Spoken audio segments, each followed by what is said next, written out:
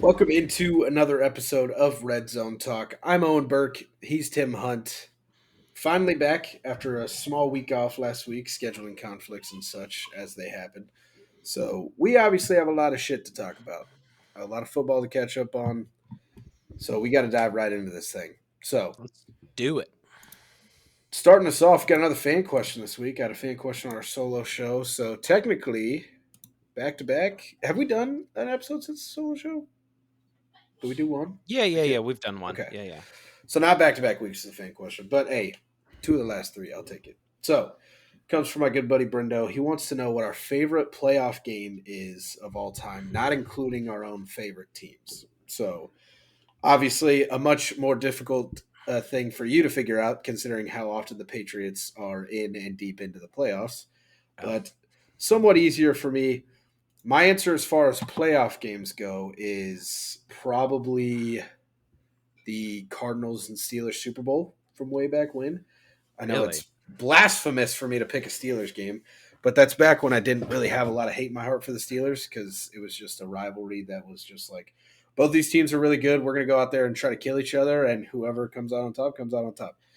That game was, I feel like, such a good game. You have, like the The James Cardinals. Harris pick, right? Yeah, the James Harrison pick for halftime. The Cardinals storm back, score 16 in the fourth, and then, in my opinion, the greatest catch in NFL history in Santonio Holmes in the back of the end zone. Mm. I think it's in the top five as far as catches go, with how perfect the throw had to be and the catch, the tippy tips of Santonio Holmes's toes in the back of the end zone, and then you bring in the moment that's to win the Super Bowl. That's why it's my greatest catch of all time. So See, and the thing that I hate the most about it is Kurt Warner and Larry Fitz were like the two most lovable yeah, people. Because that's like Kurt Warner leaves St. Louis, like as a backup for the Giants, like just yep. kind of bouncing around the league. Nobody thinks he still has it. Then he goes to Arizona, kind of finds his home, and Larry Yep. Fitz is like Mr. Dependable, Yeah, and Larry Fitz is you can't not love Larry Fitzgerald. Like if you don't like Larry Fitzgerald, you have problems in your own life that you was need to was assess. that Tomlin yet, or was that that was Yeah, still oh, was Tomlin? yeah, that was Tomlin. Yeah, Okay, I couldn't remember because Tomlin won one, and then I want to call him Cowherd, but it's wrong. It's a it's Cower.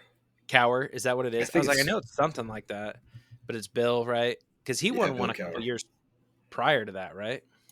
Yeah, actually, let me fact check myself on that. I Because think it was Tomlin. I think that was the one Tomlin won. Tomlin only has one. Yeah, he's just got the one, which One, I think Coward only had the one as well. yeah, that was Tomlin, and then Cower. I think Tomlin had the appearance, and then remember they lost to Green Bay. Oh, And that's then right. Cower's one win was against the Seahawks. Yeah, okay. That was the In Matt Hasselbeck, Sean Alexander team. Yeah, yeah, yeah, in '06. Yep. yeah. Okay. Uh, my favorite playoff game. I didn't really think Super Bowls. I just don't. We don't have like Super Bowls are such a weird game. Like you They very are. rarely don't get good Super Bowls. I hate to, this is gonna sound like biased, but like if you take out the Patriots Super Bowls, like they're all kind of like not meh, but they just haven't been super exciting. I think No, you're my not favorite wrong. was the overtime rule game. Josh Allen, Patrick Mahomes overtime Yeah, that was a where good one. it's just dueling. Like I like high scoring games. Like that's why I say like one of my favorite Super Bowls of all time is Philly New England, just Yeah. because it was back and forth, back touchdown, touchdown, touchdown, touchdown, touchdown. I prefer a game to be like that where you're like, man, this game's going to come down to it, rather than like 10-3 over the Rams. Like I hate those games. So Yeah. um, you knew whoever got that ball in overtime was winning that game. Yep. Like it was that game literally came down to the coin flip because the Chiefs could not stop Josh Allen and the Bills could not stop Patrick Mahomes. Yep. It was hey, whoever gets the ball last wins. Yeah. And I really liked. I honestly, as much of a beatdown as it was, I did like the Tampa Bay Kansas City Super Bowl with Brady in it. Because that was, I mean, it was a 31-9 beatdown, but like Brady going in and winning one in year one with Tampa Bay was cool. And then Yeah. as horrible as the Chiefs offense looked, like some of the greatest quarterback play in a loss that I've seen out of Patrick Mahomes. Like, you have the sideways throw that's on target. You have the other Yeah. rollout left. Like, he just did everything he could from literally everything. Like, I Yeah. don't think there's really many passes that were off target. And even the ones that he made crazy plays on, dropped at the goal line, dropped at the end zone. And you're like, Do you remember what it's the stat was from that? Like he ran like 5 miles or something outside of the pocket that night It or something does not crazy. surprise me. Like, It I was genuinely, that is probably the worst offensive line game in my time watching football that I I've can't ever seen.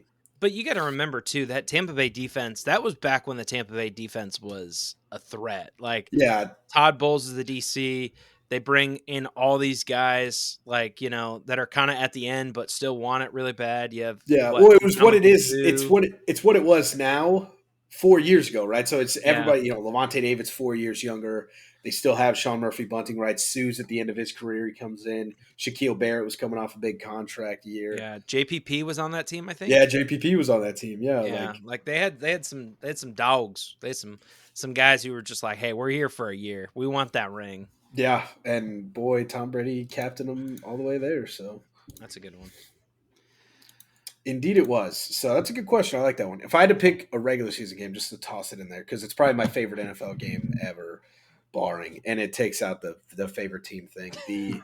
Okay. I'm just like completely disqualifying the whole question. The Yeah, yeah. playoffs in my own team. The Raven. I just closed the box score. I wish I hadn't. It was Ravens Vikings 2016. I think the snow game.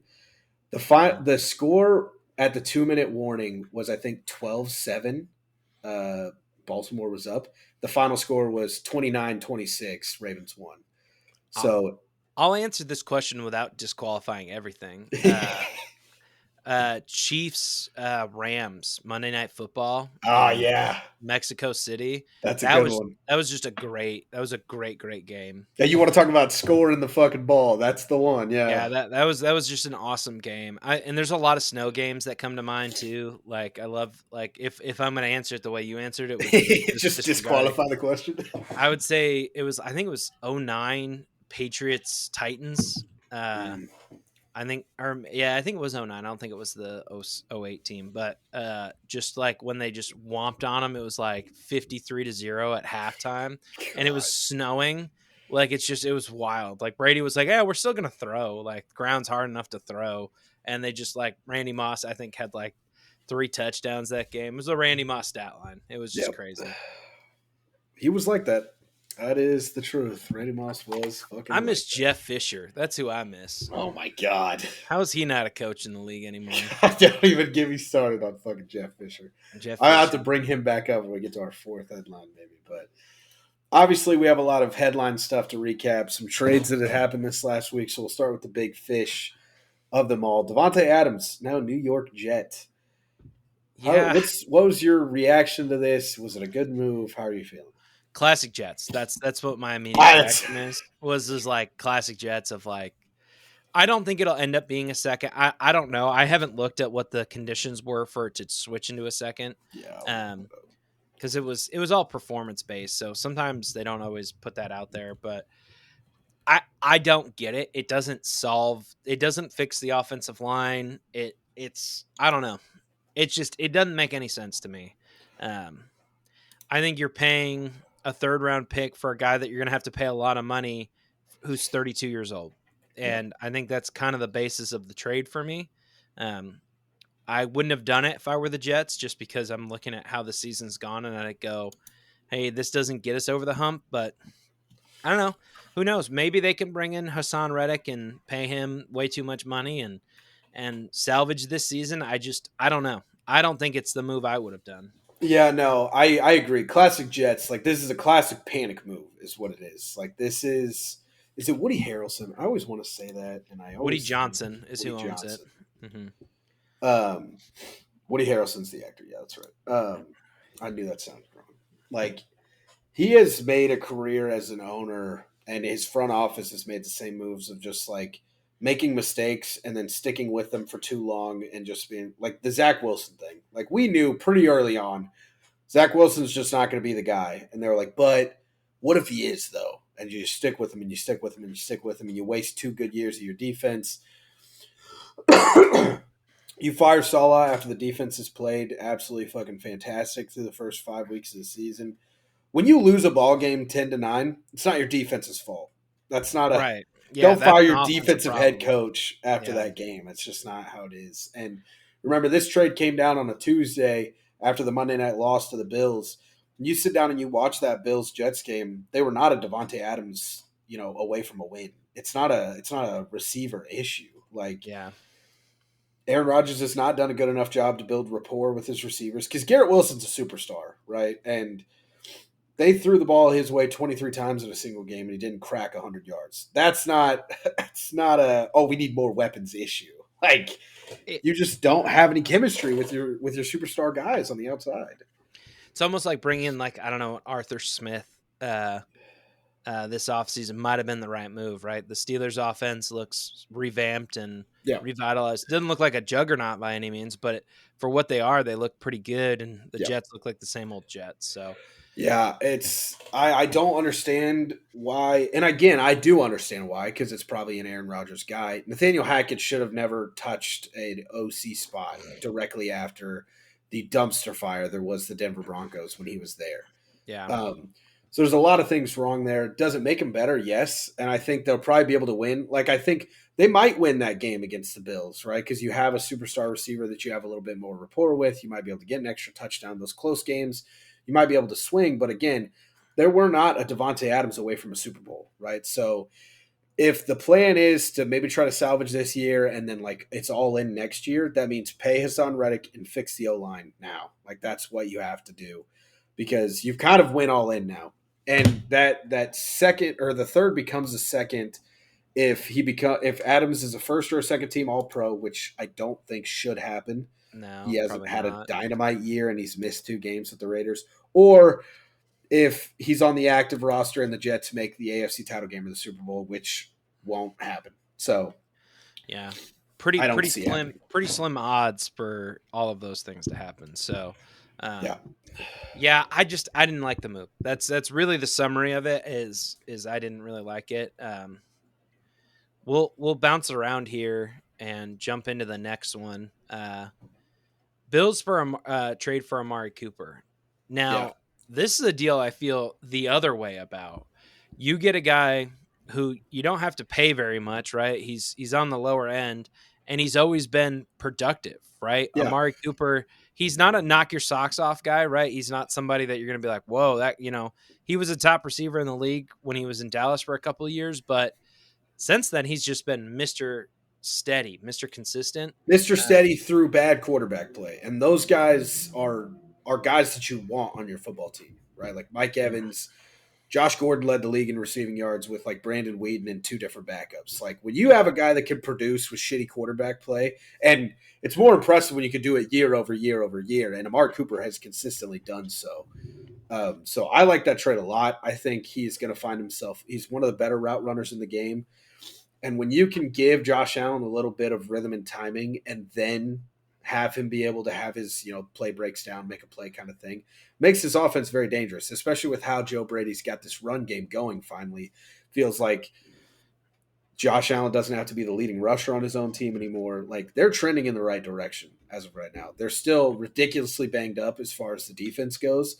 And I think that Sean McDermott and that will hinder them down the stretch and probably cost them a bit. But to me, that's the Bills saying, hey, we're in a real good spot. We just beat the Jets on Monday Night Football, but we definitely have a deficiency at the wide receiver position right now, which we all knew was the case coming into the year. And they're saying, man, the Chiefs are 5-0, but Patrick Mahomes has 6 touchdowns and 6 picks through 5 weeks of play, 4 weeks of play. Like, the Chiefs are ridiculously banged up. Travis Kelce doesn't look like himself. I think the Bills say this is the year to beat the Chiefs, and we're going to do it. So we're going to go in and get the guys that are going to help us do that in the long run. Here's the thing to say. One, if you look up what they gave up, right? So they get Amari Cooper in a 6, they gave up a 3rd and a 7th. So we'll just say they get Amari Cooper, they gave Amari Cooper up for a 3rd. We'll just negate the 6th and the 7th. Well, if Amari Cooper leaves in the offseason, they could get a comp pick for him.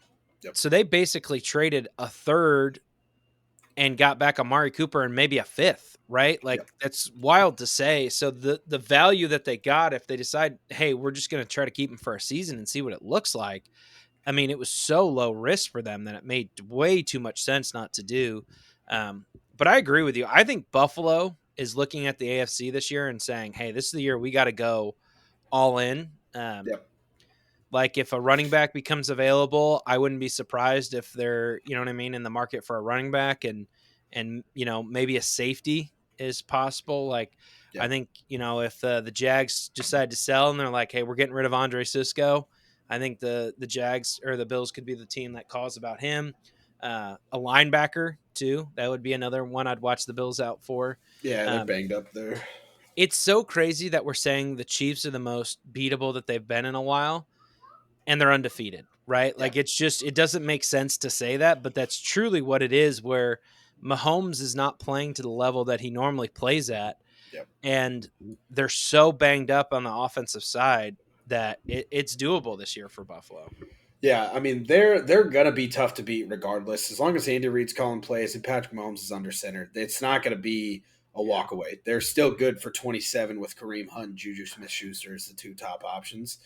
Um, which that's a fucking insane sentence that he pulled both of those guys off the couch. Juju went for 107 yards, Kareem Hunt went for 120 on the ground, and you're just like, maybe Andy Reid is like, I know we have him up there in those conversations, but like it's games like that where I'm like, I don't even think we're giving him enough credit, truthfully. Like as good as Patty Mahomes is, like to pull Juju off the couch, Kareem Hunt off a practice squad, and they both go over 100 in their first game there. I'm excited to see what they do going forward with those two guys. You still have Xavier Worthy, who I do think is going to uptick in his targets and what you're going to see out of him. Mm-hmm. Um, Remember, Rasheed Rice kind of started a little slow for them last year, came out of the bye week, and like his target share, all the numbers were up by like 30-40%. So I Yeah. expect Xavier Worthy to have a big week and a big season going forward. If you can trade for him in fantasy, I would tell you to. Uh, but yeah, I mean, the Chiefs are beatable because, 5-0, and then you sit down and you look at those games, right? Isaiah Likely wears a size 14 instead of a 16, and they would have lost week one. Like Yeah. it's those type of games where, yeah, you're 5-0 and the wins are all that matters, but how you look in those wins can drastically affect what the playoffs are going to look like. And the Chiefs don't look great right now. So, And you never know because Travis Kelsey in the playoffs versus regular season Travis Kelsey at this point are two different guys, right? yeah. Like Yep. Kelsey in the playoffs does step up to a certain level. They'll probably have Hollywood Brown for the playoffs. It sounds like, Hopefully. Hopefully. um, but not anybody else. So it'll just be interesting to kind of watch and see how it goes. So Yep. um, I'm very curious to keep my eyes peeled on this team. Yeah. I'm also curious how many times we're going to say this is the year to beat the Chiefs, and then nobody ever does because I feel like we said that last year, and look where that got us. Yeah, that's true. Yeah. So, Um, you want to talk about Bryce Young? yeah, I wanted to dive into this a bit because I had wanted to talk about it. We didn't get a chance to, and then we had it in Pump the Brakes for our last episode before our bye week, and we didn't get to Pump the Brakes because we talked about so many headlines. So, I wanted to touch on Bryce Young because I do feel like he is somewhat the issue in Carolina, but he's also not the main issue in Carolina. The issues in Carolina start up top, and it's with the front office. It's really with the ownership. David Tepper is in very short order become one of the worst, if not the worst, owners in the game. The front office, the constant turnover at the head coach spot. So just looking, because again, I was going to come on here and say Bryce Young isn't the problem the week that I was going to talk about it. But then that Sunday, Andy Dalton threw for 3 touchdowns. They got their first win on the year. And I'm like, okay, maybe Bryce Young is the issue. I have figured it out. I have solved the puzzle finally of who the problem is in Carolina. Again, to me, it starts up top and it starts with the roster construction. If you look at pick 2 of last year's draft and you look at CJ Stroud, that team, I didn't love their wide receiver core coming into last year with Tank Dell and Nico Collins. They were studs, right? They played really well. Ben Skoranek has been a hell of an offensive coordinator. That comes into it, right? When you have a really good OC that can work with a quarterback and make the receivers that you don't think are going to be great, be really good. And guess what? They took that, decided to add Stephon Diggs and Joe Mixon to it this offseason. They got even better. comparing him to the number one pick this year, Caleb Williams, right? They traded for DJ Moore last year. Guess where he used to play? Carolina.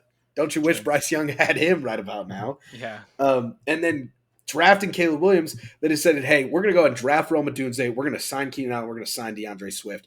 They have an offensive unit now to put around Caleb Williams. And then comparing him even to the number 2 pick this year in Jaden Daniels, you have Scary Terry, but we're coming into this year. What are we going to add around Jaden Daniels? We're going to bring in Zach Ertz. We're going to bring in Austin Eckler. And guess what? We're going to bring in a very college-style offensive coordinator in Cliff Kingsbury.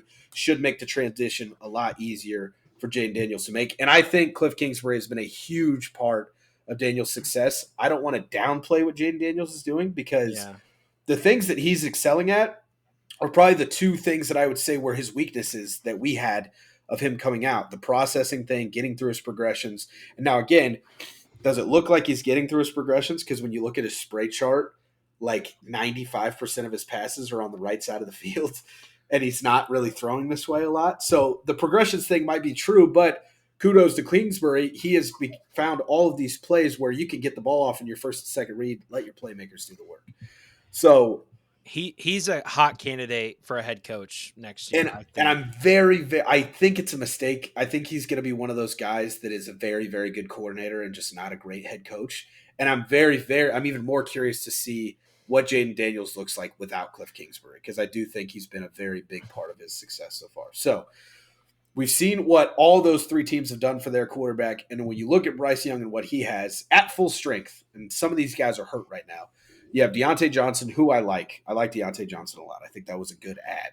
But in general, kind of a weak wide receiver 1. A 34-year-old Adam Thielen, Tommy Tremble, and Chuba Hubbard. And he's on his second head coach in his second year. It's not a favorable situation as far as Bryce Young goes. And then to top all this off, where I think the biggest malfeasance as far as Bryce Young has went, you have your second coaching staff in your second year, right? We canned everybody from last year, a whole new staff.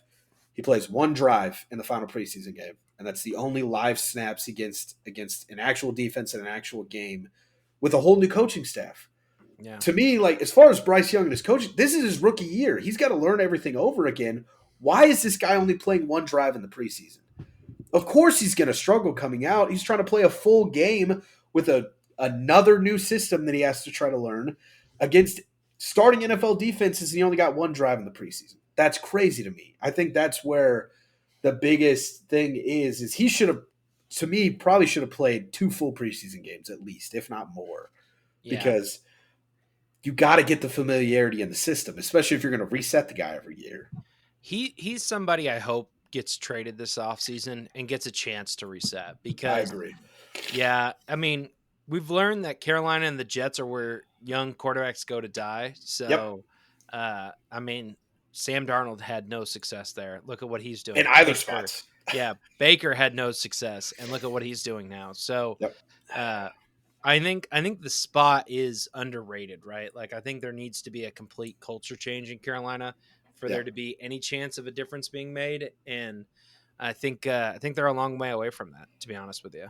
Yeah, and until they learn the system of building a team and then getting a quarterback, they're going to continue to struggle. I mean, we've talked about that time and time again, where if you bring a quarterback in and then try to put a team around him, that guy struggles, and sometimes he doesn't make it. Justin Fields, right? They tried to build that team around him for 3-4 years. It didn't work. Guess what?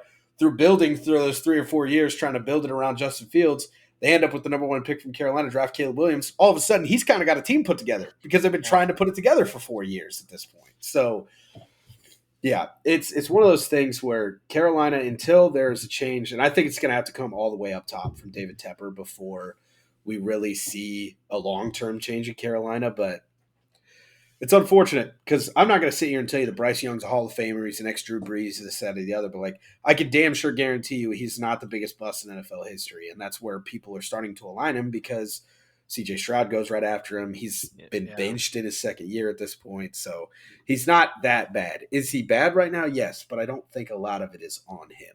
Luckily, his draft class is him, C.J. Stroud, and Will Levis. And Will Levis doesn't look good either. So yeah, true. I think Bryce Young is just hoping he's not the worst quarterback in that class at this point. Let's jump into the Steelers here. So the Steelers are Is it announced that they're going to start Russell Wilson, or is So I it guess rumored? I knew it was it's rumored, but it's not fully guaranteed because Tomlin hasn't came out and said anything. He said we've made the decision in house, but you guys will find out on Sunday. We're not going to release that information until Sunday. And then 30 minutes later, reporters are interviewing George Pickens in the locker room, and he says, "Yeah, I've been trying to get a lot of extra snaps with Russell Wilson in since he's going to be the starter now."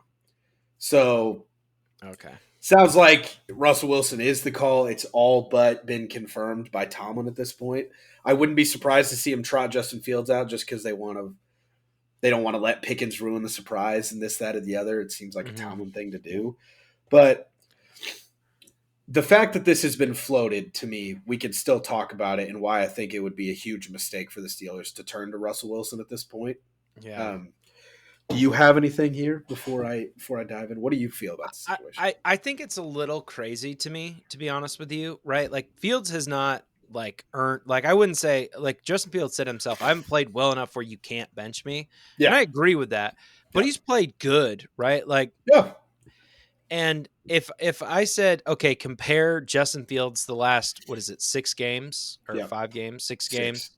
to Russell Wilson's last 6 games, I'm taking this Justin Fields over what I've seen out of Russell Wilson in the last year and a half, right? So Yeah. to me, I don't think it really makes a lot of sense. You're building this momentum, you're having success, and it's going to be really uncomfortable when you have to go back the other way. Yeah. It doesn't make sense in the short term to me, and it doesn't make sense in the long term. It definitely doesn't make sense in the long term either, right? Like Yeah. again, No, it makes no sense in the long term. yeah, you and Justin Fields hit the nail on the head. Like he didn't blow me away at all during those 6 weeks, right? I think he looked really good against Indianapolis in the second half. They didn't have a good first half. They looked really good in the second. That game is a game that they lost. Right, they scored 3 touchdowns through the first 3 weeks of the season. I don't know if I want the same quarterback riding back there, but at the end of the day, you were 3-0 through that time frame, and you're 4-2 right now going into this week where Russell Wilson is supposedly going to be the starter. So again, if you're winning football games, again, it's the same thing as the Chiefs. Is Patrick Mahomes playing well? No, they're 5-0. Who cares, right? So they're not going to turn to the backup because he's thrown 6 touchdowns and 6 That's picks. a little bit different of an example, but I know Yeah, what you're saying. yeah. Here's the example I'll give. If Jacoby Brissett was if the Patriots were 4-2, they're not turning to Drake May. No, not at all. They're just not, right? Like it's so hard to sell that to a locker room of like, hey, this guy, we're winning football games with this guy. Hey, we're going to turn it to the younger guy just because, you know what I mean? Like Yeah. you can't win a locker room that way. I think that's the best one-to-one comparison you can give. And honestly, the best 1-to-1 would be if Drake May came out and was 4-2, and you're like, we're actually going to turn to Brissett because yeah, that would actually be like, the way to go. Whoa, like, whoa, the young guy's playing good. Leave yeah, the young guy in. Yeah, because again, the Steelers are nowhere close to winning a Super Bowl. Not within this year, not next year, not within the next 5 years, I would say. And I know that that's a stretch because a lot can happen in 5 years, but Russell Wilson's not going to be playing football in 5 years. Is the problem. Right. Like, so as far as the long term goes, like they're both unrestricted free agents to the end of the year. If you want one of these guys to start for you next year, you're going to have to hand out a contract. And we know how quarterbacks go. It doesn't matter if they're 35, doesn't matter if they're 25. It's going to be a fat contract. You're going to have to hand out some money. So the fact that you're taking games away from either of these guys to figure out if they're going to be your guy next year doesn't make any sense. And again, you're 4-2 with Justin Fields. He has a chance to be your franchise guy. We all know how hard it is to draft and hit on a quarterback. The Steelers should know. Kenny Pickett sucked. It's not easy to just go into the first round and be like, ooh, this guy will lead my franchise for the next 15 years. It fails a lot of the times. You have an out. You have a way to avoid that situation completely. Yeah. If you can keep Justin Fields, mentor him, build him up, and let him be your guy going forward, you won't get 15 years out of him. You'll get 9 to 10 at least. I don't understand why we're going to Russell Wilson. It makes zero sense to me. I don't want to talk about this too much longer, but I want to add one thing. I think this could be the nail in Tomlin's coffin, right? Like, I agree. If he trusts Russell Wilson out there for 4 games and they go 1-3, I think that's his job. I think he gets fired. How can you trust a guy that you're having all this success with a quarterback and he blows it because he, promised this guy in the offseason he'd be the starter? It's like, it's wild to me. I think he could throw away his job right now. Yeah, it's very possible, and obviously he'll get a job pretty quickly again. But I mean, we have our own opinions on Tomlin. We've seen some extra, research on the Tomlin. The TikTok you sent me, like Yeah. the way that they play football isn't really. It's not Super Bowl. It's winning football, but it's not Super Bowl winning football, right? And again, being a player's coach, right? I made a promise to this guy. I got to keep my promise. The one thing that's kept him the job to make him the longest tenured coach in the NFL might be the thing that cans him in the long Yeah. run. I It's saw crazy. my favorite meme I think I saw out of this is like, whoa, we're 2 games above 500. We got to fix this. Yeah. The Steelers started to win too many games with Justin Fields. They brought Russell Wilson in to get him back to that 500 mark. Yeah. Whoa. We're 4-2. We don't want this. We No, we no, would no. much rather be 4-4. We got In to a be 4. perfect world, we're going to end the year 8-1. I know the tie is a hard thing to do these days, but we got to get one done. We'll find a way. Don't Yeah. you worry. Yeah. That's cool. That's funny. Let's talk about Deshaun Watson next. You have a looks like a hot take here. Not a hot take. I think a lot of people agree with it. Yeah. I'm going to give you an interesting solution to it. You ready for it? Bring it on. Okay.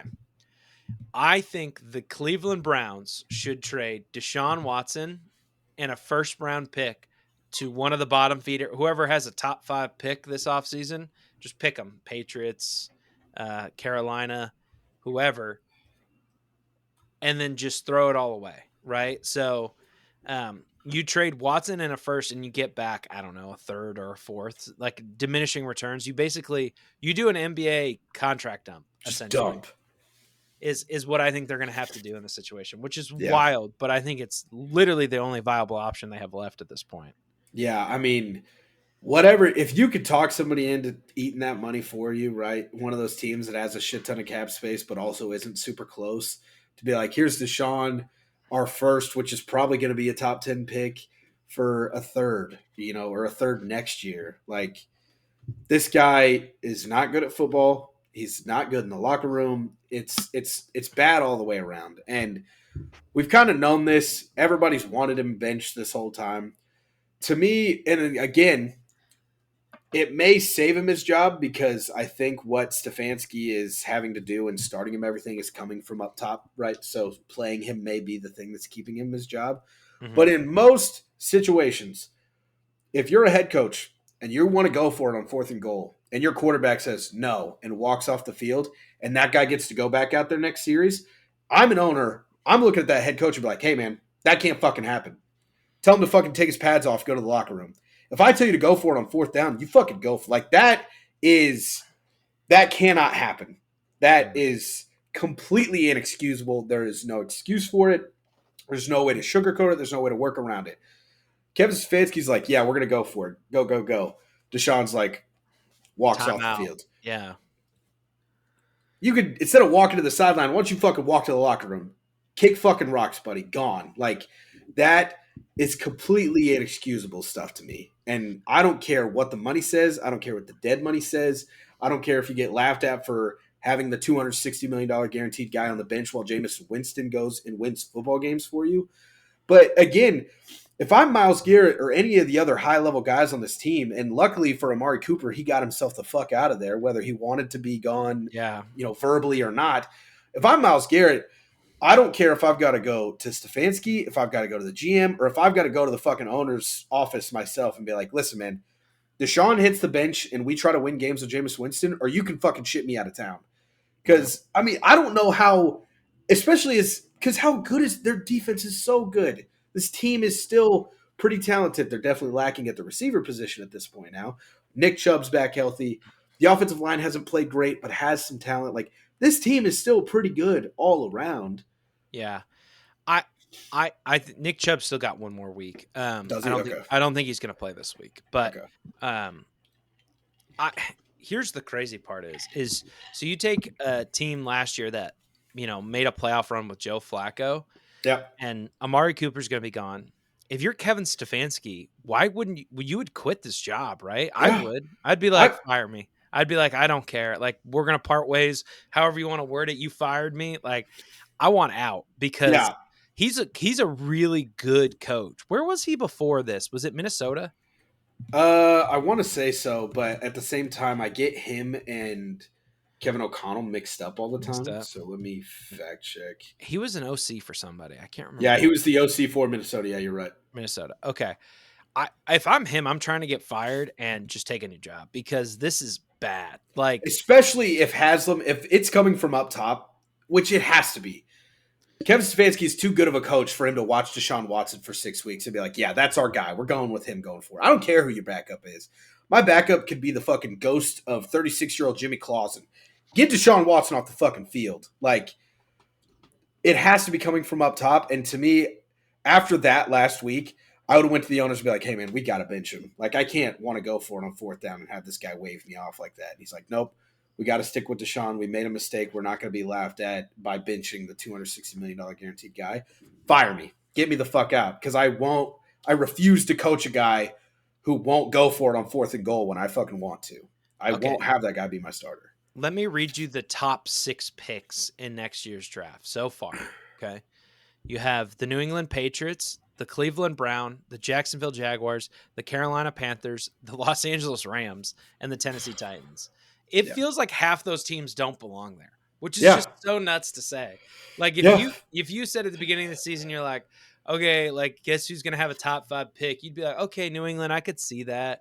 Carolina, yeah, sure. Tennessee, sure, I could see that. But then you said, hey, the Rams are going to be so bad. They're going to have 1 win through 5 weeks of football. Hey, the Jacksonville Jaguars are going to have 1 win through 6 weeks of football. And the Cleveland Browns are going to have 1 win through 6 weeks of football. We'd both be like, no fuck away. Like, that's wild. It's insanity. We were so wrong about the Rams. Okay, here's the thing is they have fought through so much injury. Yeah. Like, I mean, you looked at that team, you said, oh, man, Puka Nacua and Cooper Kupp on the same field. That's going to be great.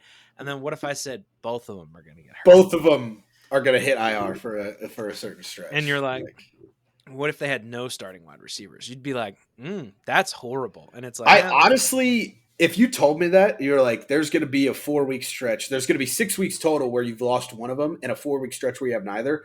I still would have thought that Sean McVay and Matthew Stafford would scheme a DeMarcus Robinson and all these other guys to at least 2 wins by now, not just 1. They're going to be interesting to me because I could see them both retiring at the end of the season.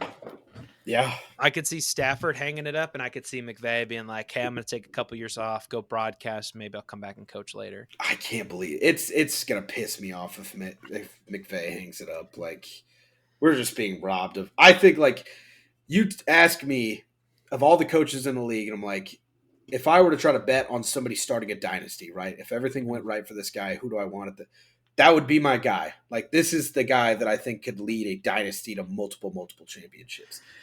And I think it'll be interesting because, again, Andy Reid might hang it up soon, right? Does McVay maybe think about that kind of job switch where he just goes to Kansas City? Do they go after Ben Johnson? Like, there's a lot of revolving doors here, and that would be fucking terrifying. I would hate my life personally, but it's just so interesting. Like, I just don't know what some of these teams are gonna do. Like, if you're the Jaguars, you're screwed. Like, you're in such bad shape. Like, you're in really bad shape. And that kind of, I'll segue that into this one. This will be a pretty quick one. These head coaches that need to be launched into the fucking sun at this point. Guys that need to be fired in the worst way. We'll start with Doug Peterson. We're talking about the Jags. We were both wrong about this. Thought this was a great hire. This is going to get the Jags to the next step. Yeah. Holy hell. Goes to the podium last week. They lose a game in London, which doesn't happen often for them, right? That's a home game for them most of the time. Pretty much. That love the Jags. Goes to the podium after a loss and said, yeah, man, this team needs a culture change. That's your job. That's you. Did you just ask yourself to be fired, brother? Like, that is quite literally the one thing they brought you here to do. Was like, hey, man, we got some decent talent. Number 1 overall pick at QB. Travis Etienne's really good. Christian Kirk got some guys. We spent some money on defense and on the O-line. We just need a guy that's going to change the culture and get us winning football. Start 1-4. We just need a culture change. That's you, buddy. That's you. You're gone. Like, you. I don't understand how you could stay there as a head coach and say that. It makes no sense to me. But, yeah, he's got to be gone. Dennis Allen, don't need to spend a lot of time on that one. We didn't like Dennis Allen coming into it. Dennis Allen, so I can't believe he's still coaching, to be honest with you. We didn't like him coming into it. Yes, did he get absolutely shafted by their cap situation and all the things that have happened? Yes, he's been shafted, but he wasn't a good coach to start with. Launch him into the sun. Next up, uh, Mike McCarthy. This is another one. Pretty short. I didn't like him. I've been calling for his job for 3 years. Didn't think they were going to give him over the hump. Another guy that's handicapped by horrible ownership, but again, not a great hire in the first place. Launch him into the sun, fire him, gone. This one, the last one, a little bit of an overreaction, maybe. Nick Sirianni, get the fuck on, buddy. Like, Yeah. to me, this roster is way too talented. You have the distraction of, Jalen Hurts and Nick Sirianni fucking hate each other in the offseason, whether it's true or not. That story comes out, it's bad news. Whether it's true or not, it is not something that you want revolving around a team that is trying to win a Super Bowl. 2, you don't do a ton. You're supposed to be you're not an offensive play caller. You're not a defensive play caller. You lost both your coordinators last offseason. I get that this year was going to be tough because you have to replace both of them. But again, if I'm going to have to turn over both OC and DC spots every single time we fucking make a Super Bowl, why the fuck would I keep a guy that can't do at least one of those 2 fucking jobs? Yeah. Also, you won by 4 points by the skin of your teeth at home against the worst quarterback in the NFL in Deshaun Watson against the Cleveland Browns, and you're chirping your own fans who were booing you because you were down earlier in the game. He is doing everything wrong. He was handed everything on a silver platter outside of you're probably going to have a lot of turnover at OC and DC, but that's the only issue that you are ever going to have is that. And he said, you know what? What if I was a distraction in the media, in the locker room, and on the sideline? It makes no sense. We're shaving our head because that's the culture. I'm going to shave my head and we're going to play better football. That's not how this works, Knicks. You're grabbing at straws, brother. I feel like AJ Brown is in Howie Roseman's ear, and the Eagles owner, I can't remember his name, and he's going, Mike Vrabel. Mike fucking Vrabel. Mike Vrabel's available. You guys, he'd be cool here. Mike Vrabel. Bring in Mike Vrabel in Philly would be great. Now, Mike Vrabel and Jalen Hurts, that is a very interesting pairing. I don't know how that would work, but I would be very curious to see how they would work together. It would be. Yeah. I don't know if that's a 1-2 punch, but I think Mike Vrabel's a Philly guy. He is. Yeah. Would expect a Philly guy to be. You know what I mean? Just rough around the edges, tough as all nails. Tell you how it is. He's not going to fucking sit there and sugarcoat it. You go out there and you lose that game to the Browns. He's going to go to the podium. He's like, we fucking suck today. That was inexcusable. We should not have lost that game. He's not going to go up there and be like, we just got to play better football. This game doesn't define us. The next 10 define us. He's not going to give you all the coach speak nonsense after you lose a game you should have won. He's going to go out and be like, we fucking suck today. Should have played better. Won't happen again. Move on. Yeah. I think Brian Daboll's out after this season. Yeah, I don't think he should be launched into the sun because again, we know that that's not a Daboll issue. I think he's going to be a damn good head coach, but when you get handicapped by Daniel Jones your entire stint with the Giants and they decide to let Saquon walk, there's only so much you could do as a coach. Daboll's probably done. Tomlin might have put himself in the coffin. By the way, 11 minutes ago, Wilson to get bulk of snaps, but both quarterbacks will play for the Steelers on Sunday. So I saw that, yeah. Yeah, Tomlin's going with the good old, I don't have a quarterback, so I'm going to play both, and I have 2 quarterbacks, so I have none strategy. That always works out. That's not a thing that we literally always talk about. But whatever, Mike, whatever you want to say, Tomlin. I find it crazy that the 2 most tenured head coaches in the league in Tomlin and Harbaugh have no coaching trees to speak of at all. It's wild. It's so interesting. Crazy. And they're both in the AFC North, too. Hurts my feelings even more. So, let's talk about the Jerry Jones thing. Dude, what the hell are we doing? That was pretty wild to me. I kind of agree with the take that he's grabbing at straws to try to keep the franchise relevant. Yeah. And why go on a local radio show and trash some radio hosts? That's not going to go well. And you're Jerry Jones. You have to know that, right? What's so funny is that, again, Jerry Jones knows this, right? He's avoiding all media interviews at the same time. Obviously, I live in Dallas now. I work around a lot of Cowboys fans. He owns that radio station. Oh, really? It's the only station he'll go on because he expects them to lob him questions and not ask him, "Hey man, what the fuck's going on here? Wow. This team should not be losing games." So it is somewhat, it makes it even worse because he's sitting there talking about firing these guys for asking him very relevant questions about the Dallas Cowboys, and he has full power to do so. He could have cut him off the air and be like, "Get him gone." Like Gone, pack your bags. That's that's nuts. that's That's fucking. crazy. And again, it's asinine because again, I don't put that past Jerry Jones one bit. If you would have told me that headline and I didn't hear anything about it, I'd be like, totally believable. I could see that. How does Jerry Jones not realize the optics and how horrible that fucking looks? Like, dude, Yeah. it's the digital media world. You were on the radio waves talking about firing somebody because he asked you, "Hey man, we fucking suck. What's going on?" When guess what? You do fucking suck. And your fan base is asking you what's going on. Fully relevant questions. And it's just every headline that he's in, every decision he makes further reinstates the fact that for since the 90s, Jerry Jones wants to be the center of attention. He canned Jimmy Johnson because they won Super Bowls and no one said, "Oh, Jerry Jones put this team together." They said, "Jimmy Johnson's a damn good head coach." He said, "Fuck off then. I'll go win one by myself." He's been trying to do it ever since. He still can't do it. Jerry would much rather die trying to win football and win a Super Bowl Jerry Jones's way rather than having 10 Super Bowls by being Clark Hunt and just having a dynasty where like your name is on the stadium and that's about it. Yeah. He and it is like I get it. You want the credit and everything, man, but like Jesus Christ, dude, this team should have won probably 2 or 3 in our lifetimes and they haven't won a single one. Like I don't know if they're that good. Like, I don't know if he's mismanaged them to that level. I mean, I they don't. made the NFC title game, right? One of the years that Eli went and won a Super Bowl. Oh, yeah. Did they? Did with Yeah, Romo? yeah. The only reason I know this is because Tomlin was actually Tom Conlon.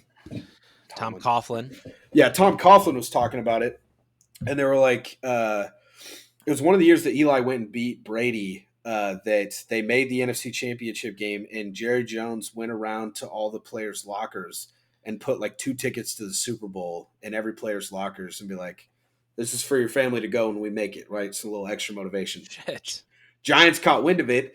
Is there ever been a bigger example of bulletin board material for another football team than that? It's Like crazy. this owner just went and bought 53 guys 2 to 3 tickets to go to the Super Bowl because he's so confident that they're going to win and go, "We're going to go fuck them up and we're going to make him look like a fucking idiot."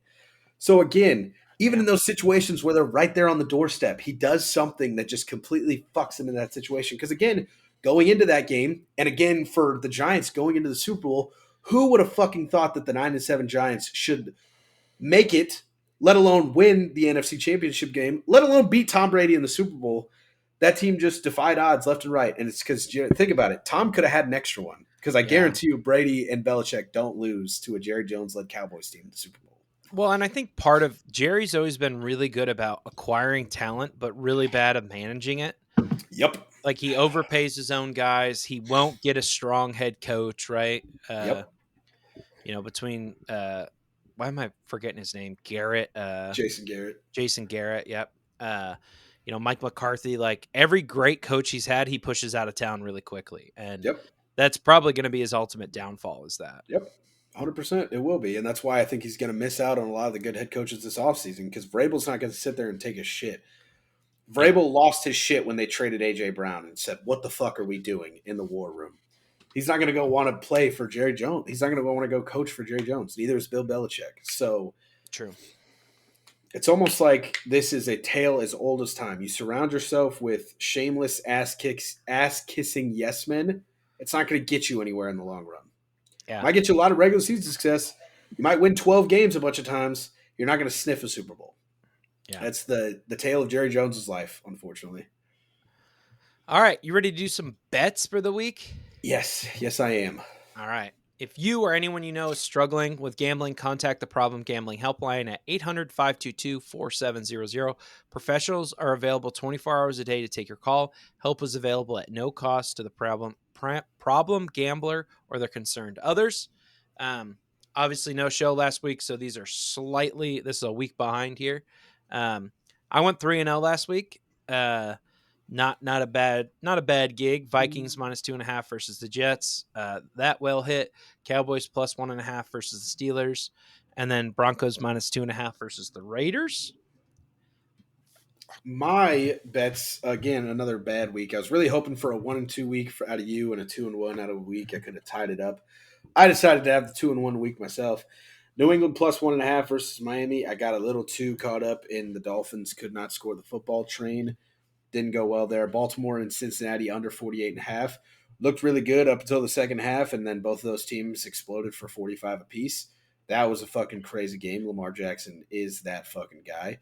And then Washington -3 versus Cleveland. Probably the easiest bet of my fucking life. Betting against the Browns 2 weeks ago. So 1-2 takes me to 6-9 overall. Yeah, not bad. All right, going into tomorrow's games, I like the Lions +1.5 versus the Vikings. Anytime you give me the better team and then you give me some points on top of it, I'm always going to be a big fan of that, right? I like the Vikings a lot, but I worry about the hype train. I know the Lions are down Aiden Hutchinson. I think people are maybe fading them too much. I still think Right. this is a really, really, really good team. Yeah, 110%. I agree with you. Yeah. Eagles -3 versus the Giants. This is more of a statement on the Giants. I think Saquon's going to be out for a revenge game of the year. This is his first taste, of being back in New York against his former team. I expect him to just rip in this game. I think he's going to do everything he can to say, see what you guys, you paid Daniel Jones over me, and this is what you get. Congratulations, guys. I hope you're happy with your decision in the long term. Falcons -3 versus the Seahawks. I'm back, baby. I'm betting on the Falcons again. I'm all in on it. Never in doubt. Never a doubt. I'm back on them. The Seahawks defense has been surprisingly bad the last couple of weeks. It's surprised me, honestly. The one thing we said, well, Mike McDonald will get this defense right, and that has truly not been the case. So, I think the Falcons are going to tear them up. Kirk O'Chains has been playing really well. I think he's feeling himself. I think they're in a groove. I really like him to cover the 3 here. Yeah, to tack on with that, Mike McDonald's pass defense in Baltimore through the first 5 weeks last year was one of the worst in the game, actually. And then it gradually, they had the best run defense, worst pass defense through 5 weeks. And then the pass defense just slowly crept up the list and got better and better and better as the year went on. So I'm hoping for a bit of a turnaround. They've got lockdown corners, but he did can both safeties and a linebacker before the year. So he's still putting a team together, but take advantage of it while you can. Also, the right side of their offensive line is possibly 2 of the worst linemen in the league right now. So, yeah, fade the Seahawks while you can, because I do think that team's going to come around eventually. So, my 3 picks this week, you got your classic AFC North under, Cleveland and Cincinnati under 41.5. I'm not really in love with how low that line is, but again, Cleveland's defense has been playing pretty good football still, despite Deshaun Watson on the other side. Obviously, the Bengals defense not been playing great defense, but it's Deshaun Watson. They're probably only going to score 10 points if I was a betting man. So I like this game to stay on the lower scoring side. The thing that breaks this is Joe Burrow and Jamar Chase have themselves a day over the top of that Cleveland defense and score 30 by themselves, which still fully wouldn't bust it because, again, I don't think the Browns score 10 in this game. Going away from my usual wagon, I've got an AFC North team involved in an over. That'd be the Baltimore Ravens and Tampa Bay Buccaneers on Monday Night Football, over 49.5. The Ravens, it's no secret, the Ravens secondary has been getting diced up left and right all year long.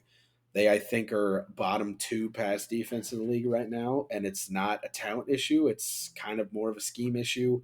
It is kind of a talent issue. The safeties outside of Kyle Hamilton might be the fucking greatest safety of all time already. This guy's fucking unreal. I know it's an obvious exaggeration. Kyle Hamilton's a fucking dog. If you haven't sat down and watched the tape on him and you love football, you're gonna love watching Kyle Hamilton play football. I would kill to fucking take me back in time and drop Kyle Hamilton on the other side of Ed Reed with Ray Lewis in the middle. Wet dream and a half, my friends. That is something else.